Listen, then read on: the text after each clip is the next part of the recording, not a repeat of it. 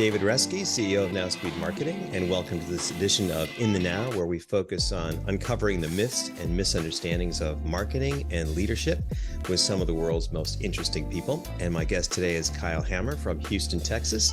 Kyle's a fractional CMO and also hosts his own podcast. Kyle, welcome to the show. Hey, thanks. Glad to be here, and I appreciate you having me on the show today, Dave. Sure. Well, I'm always excited when I have a fellow podcaster on the show because you're learning fast, just like me, through all these conversations. And you've done over 60 episodes over a couple of seasons. What's one of your favorites?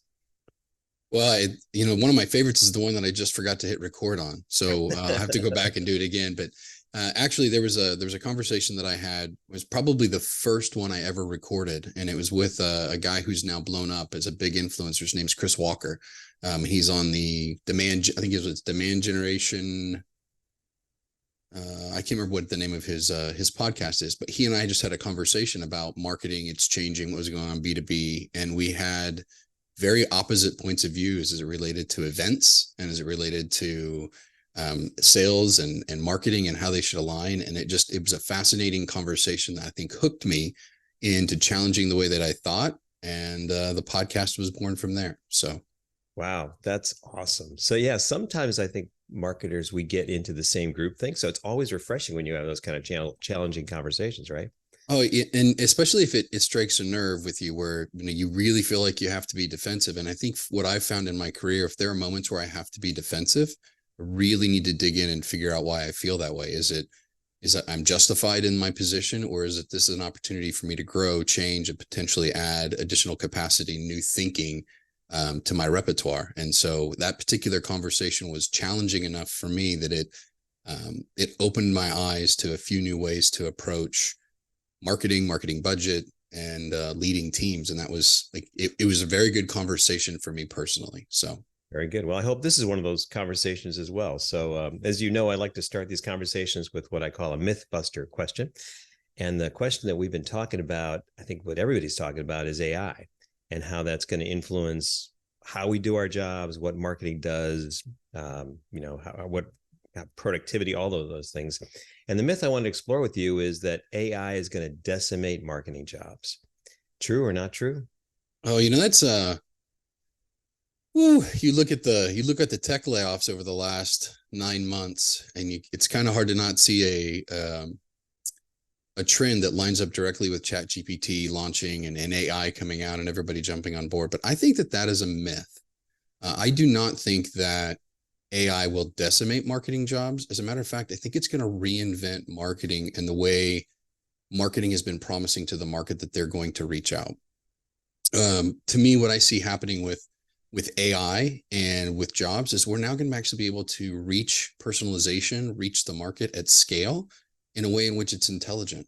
A lot of the tricks and things that we've tried to do to create tailored experiences or personalized things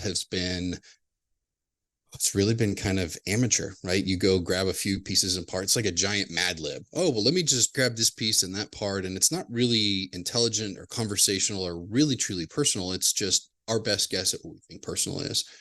And so when you look at the language models and the things that we're seeing with OpenAI, ChatGPT, and you start to apply it to the experiences that we create, both physical, digital, you look at what Disney does when you're in experiential in their parks, AI opens up a whole new level of marketing, interaction, interactivity. But at the end of the day, it's still artificial. It's artificial intelligence. And you're going to need people to create prompts. You're going to need people to architect those experiences. You're going to need people to really build those customer journeys and kind of be the internal cohort champion, if you will, for making sure that personalization reaches its potential. And so what I think we're going to see is we're going to see people who today are campaign managers or email marketing people, folks that are in these kind of more just functional roles of execution. I think we'll see them move into maybe owning, instead of markets, owning personas or owning specific companies and the different nuanced relationships between those, and then applying AI and technology towards how we market, how we reach, and how we expand. Now, that's not in the next 6 months, but as companies figure out how to do more and more with the technology, how they figure out how to integrate it, I think we're going to see that marketing's role is going to evolve, and it's going to evolve very, very, very quickly. Yeah, very powerful. So there's a lot to talk about with all of those ideas that you shared. Let's just talk about maybe some of the low level functions that may change. Like you talked about campaign managers or email marketing. Even in those functions, there's kind of a function of writing content, designing content, and then pushing content out. Do you see some of those functions kind of getting maybe automated or made easier, or vast improvements in productivity? So instead of 3 people in a department, you need 1. Is that going to happen? You know, that's a good question, and I think in the short term, no. I think in the short term, what we're going to see is we're going to see an increased throughput for those individuals who create content. So if today my team of 1 writer can give me 2 blogs twice a month, we'll see them be able to scale that to 5 to 10, right? They'll be able to increase their throughput while still creating quality content out the door. But as you start to look longer term, and when I say longer term, I'm talking 18, 24, 36, 36 months. And you have to remember that technology has a doubling effect. So it gets twice as powerful every year. So as you start to look at that and you start to apply that law of how the technology will improve, 3 years from now, we will have 10 times the capability that we have today. And so when you start to think about, well, what does that mean? I think that means that there's a lot of disruption. There's a lot of disruption for agencies. There's a lot of disruption for content writers. There's a lot of disruption for designers and people who execute. And I think everybody keeps going, well, it's generative, right? We still have to be able to ask it the right question. And we can't even get clients to ask us the right question today. So we're fine and we're safe. And I think that there's truth to that. But where I think that the AI and those positions are going to shift today, those positions aren't given much creative credence. They're given a lot of, here's the architecture, or here's the content plan. Somebody else thought it up. Go write an article on this, or go execute an email on that. Make it look like this. Make it look like that. And I think what we'll see is those positions become much more creative in nature, as the individuals who are trying to create that personalization, who are trying to reach that persona and create that very personal experience, they have to think creatively, because you're going to have to interrupt the noise in a way that's very powerful to the market. So I think it's going to shift some of our skills of rote, just do as you're told, to more of, now I actually have to come up with the idea. We have to test the idea. We have to iterate against it. We have to look at colors. Like, I think it's going to force us to be much more intentional with how we market in using AI. Yeah, I would totally agree with that. I mean, one of the things we're seeing in our agency business, in our SEO service in particular, is that through AI, we can really create much more content. Whereas we might have had a contract to create a blog a month or 2 blogs a month for a client. Now we can create 5 times as much, 10 times as much. So it feels like there's almost going to be, and I was about to say there's going to be an arms race in SEO content. You think about that little niche of the world. But really, I think what's happened, what I've seen is like clients have been thirsty for a lot more content for a long time. And they've only been able to afford to tell a small piece of their story because it's expensive to build content in all areas. And this could allow us to build out all the content, to tell all the stories for all the products, all the services, all the markets that you might want to. What a powerful opportunity, 100%. You look to me, I look at influencers and look at the folks in social media that have really taken off, and, pick some big names like Gary Vaynerchuk, Tony Robbins, Seth Godin. And one of the things that they're exceptional at is creating long tail pieces of content, getting their teams to then cut it up, redistribute it. And it ends up taking something like, oh, I went and did an hour-long presentation or talk. That talk turns into a YouTube video. It's a full-length piece, but then their teams go in and they cut it up into 2-minute, 3-minute pieces. They find things that are interesting. They turn it into blogs. It becomes social media posts, right? It becomes this library of content that everybody kind of has. There's a lot of jealousy around. It's like, oh, we need to do that. But there's a big investment in the people. There's a big investment in time. There's a lot invested in making that happen. I think with artificial intelligence and specifically some of the tools we're seeing now, you'll be able to democratize where the time invested will be, do I have something interesting to say for an hour? Creating that piece of content, feeding it into something that will transcribe it, taking that transcription, um, putting it into when you upload your video, and then saying, okay, well, I'm looking for 10 segments that are 3 to 5 minutes long on these topics, right? And then having the AI do the editing and chopping, spitting out your clips. Maybe you're fine tuning it. Then you take those clips and you feed them into ChatGPT, and you ask for a 500 to 700 word blog. Then you ask for social media. Like, all of a sudden, like, the production of this becomes what would have taken a week, maybe 2 weeks to do, we can now do within several hours. And I think what you'll see is that instead of SEO becoming as much blog content, I think we're going to see an explosion of infographics and interesting video clips or short little stories, right? And to the point where we may just be consuming TikTok content types of stuff all day, but it will be tailored to what we're really interested in, right? So that's where you start to get into that personalization. I can pick topics. There's a Marketo consultant that I was speaking with. Oh man, so 2-3 weeks ago, Juan Pablo and I were talking, and they had taken they have a e-commerce site for travel that they have as a client. And on the back end, they had actually written in and connected OpenAI so that if somebody came through and bought a trip, they ask you one of 3 questions. Is this for a romantic getaway? Is it for pleasure? Or is this for business? And then based on the attributes that they have for you, they're using OpenAI to make suggestions of the other things that are in the area that you could go and do.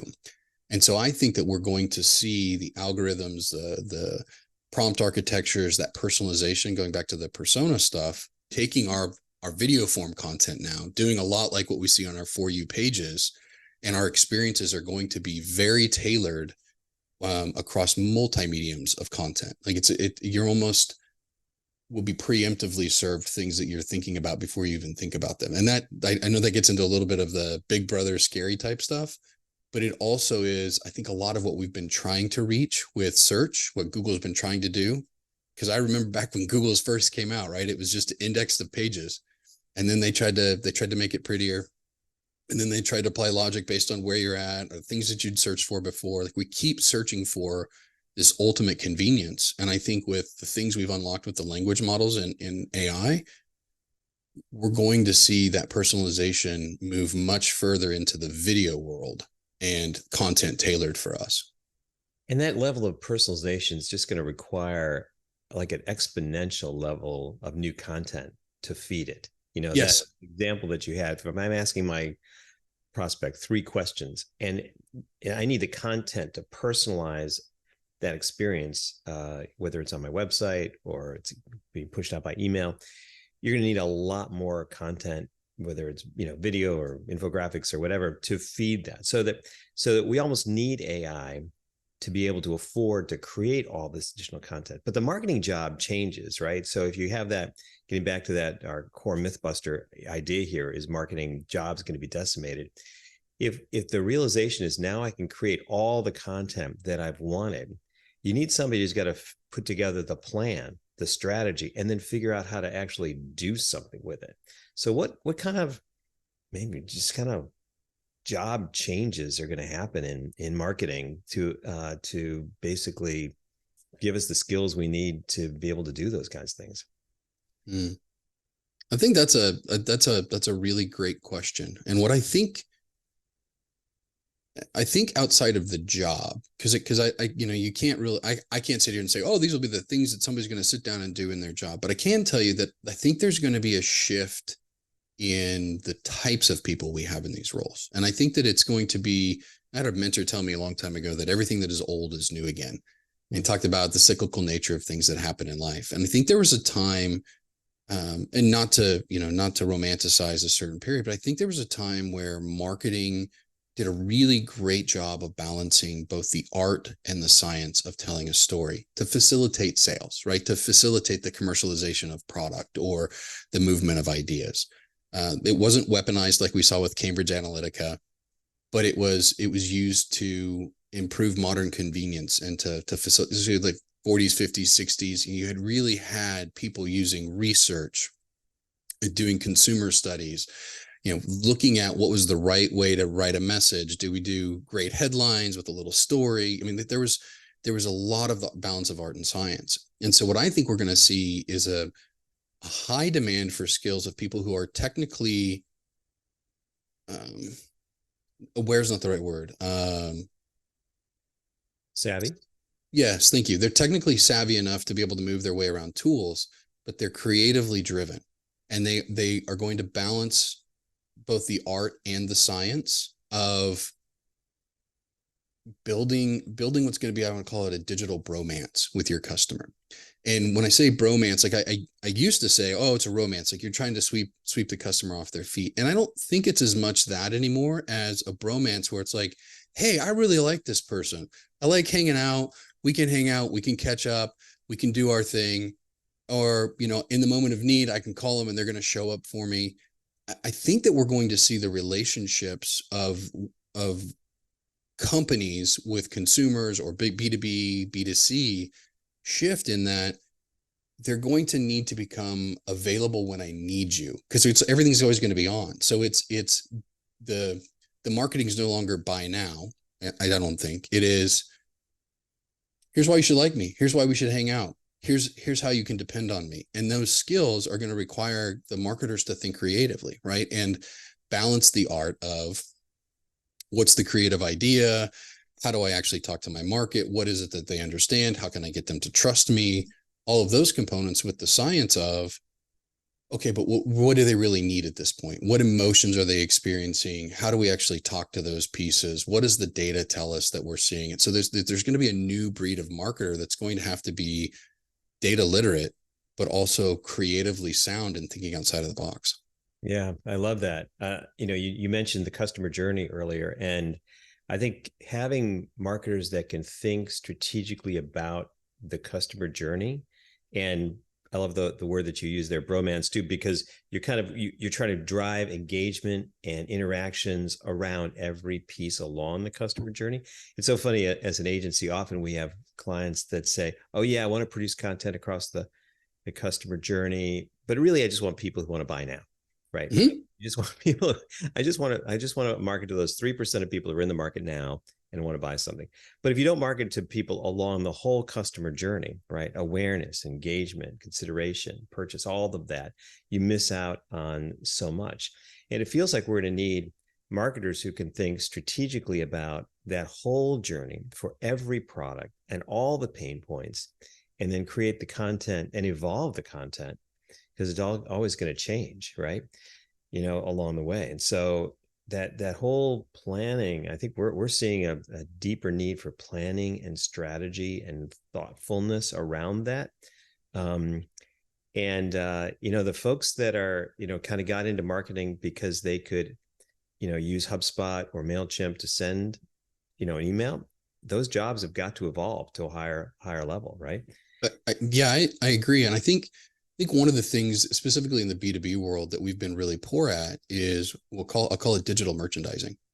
You look at the campaigns of product goods, and the first thing they have to figure out is distribution and getting the products in stores. But in a lot of B2B marketing spaces, the first place they go is to thought leadership and talking about, why, and the distance in that digital merchandising is too far for somebody to even get to a buying motion.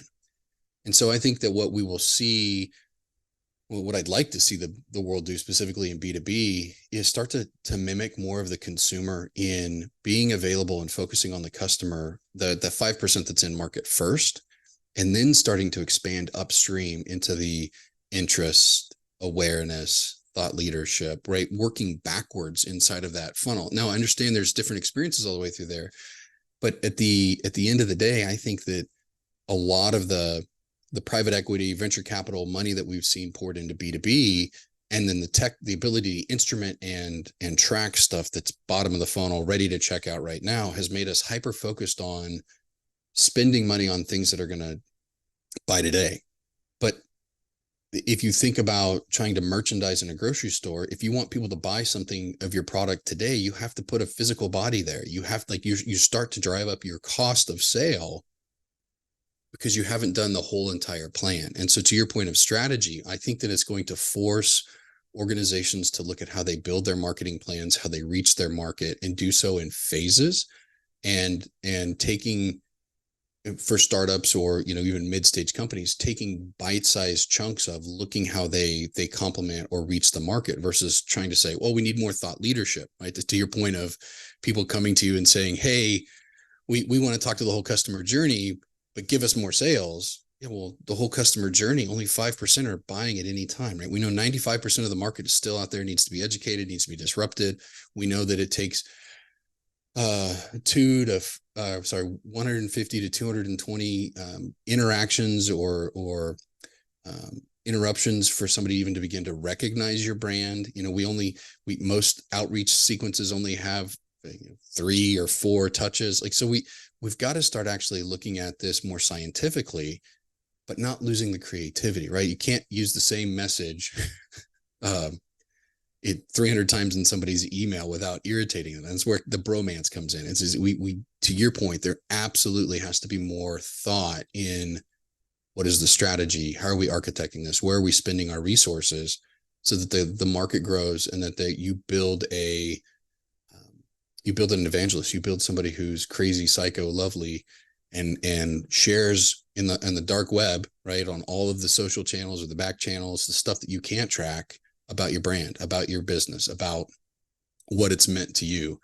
I think that's the way we're going to have to start thinking differently versus just, hey, I'm going to put an email inside of Marketo and I'm going to put 7 nurtures on the back of it, and then we're going to score you and you're going to go back over here.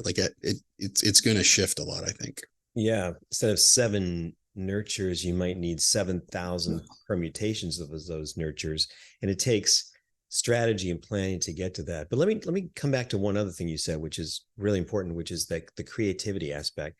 Because it feels like in the age of AI, one of the things the products like ChatGPT get accused of, and I think a little unfairly, is that some of the content comes out generic. It comes out, if you put a generic prompt in, you're going to get a generic answer. And it feels like one of the important things is to humanize and make the content feel creative, authentic, real, and personal, right? So, and then there's kind of a way to write prompts to kind of get that, but a lot of people don't do that. But it feels like a lot of the job of the marketer will be to not only put that strategic plan together, but take the content that's coming out here and make it real, make it in the voice, and kind of do that. Do we have people who, in marketing organizations who are ready for that? Do we all need to become humanizing writers? We're not all writers, but do we need to be able to figure out how to take something generic and make it real to the marketplace? I think that there's going to be some growing pains specifically for Gen X, on the backside of baby boomers, the era of do as you're told and just go as fast as you can and make things happen. I think Gen X is going to struggle. The millennials are far more prepared for it. And then Gen Z, the generation that's hitting college or finishing college right now, I think they're very much well equipped to start to do this. But I think that the difference here, the reason I think it's challenging is because it's about feeling.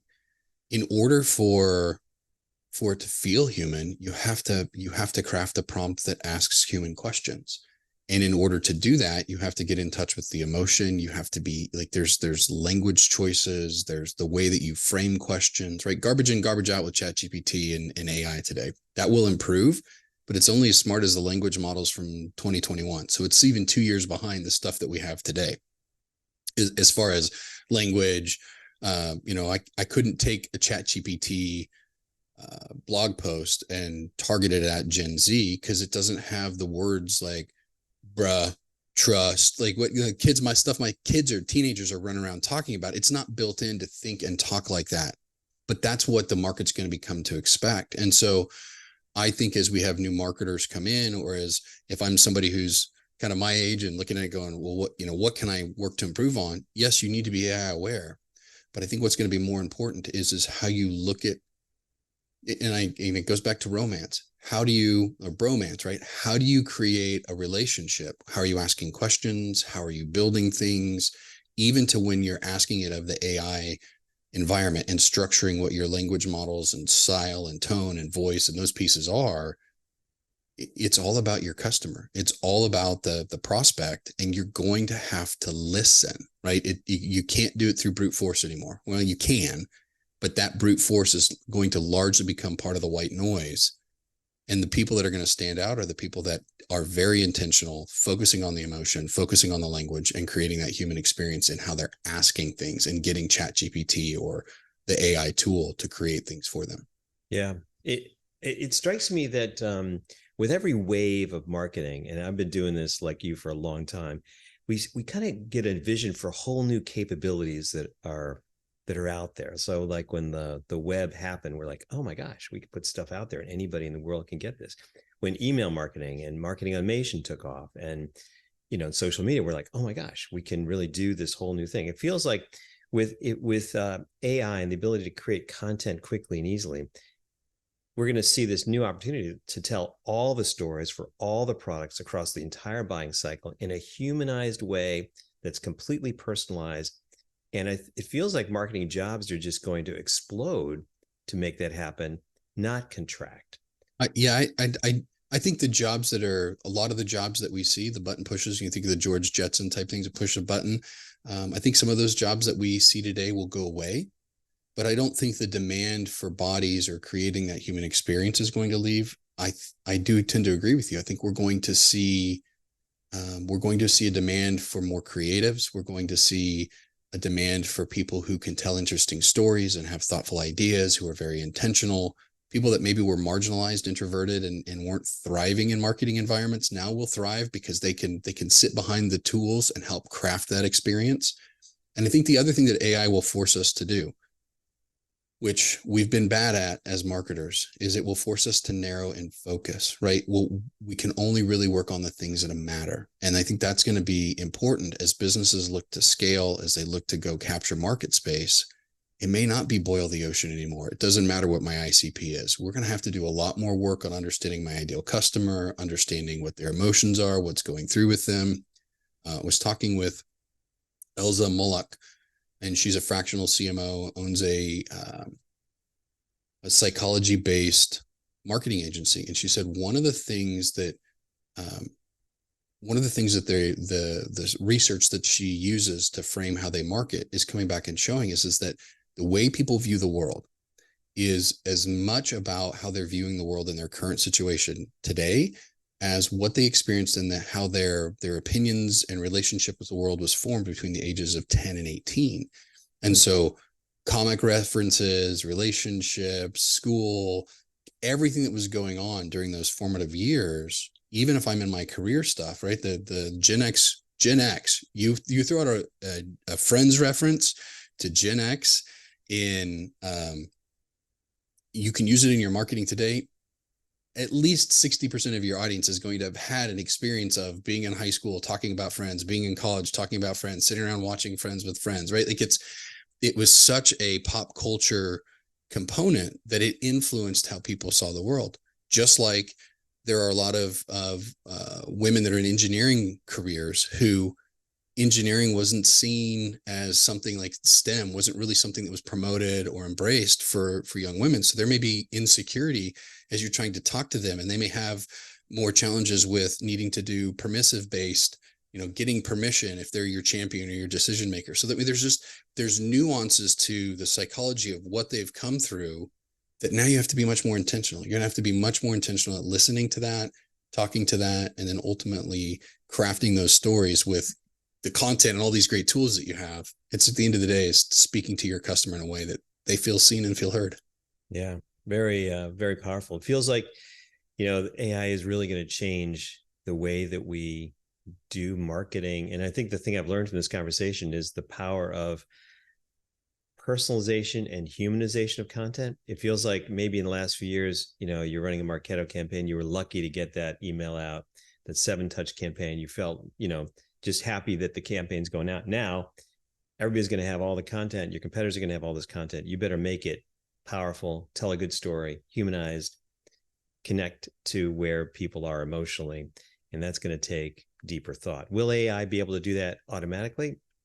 I don't think so. I think it's going to take the human thought and experience to kind of bring those insights and those special experiences, make the content special, make the marketing experience special.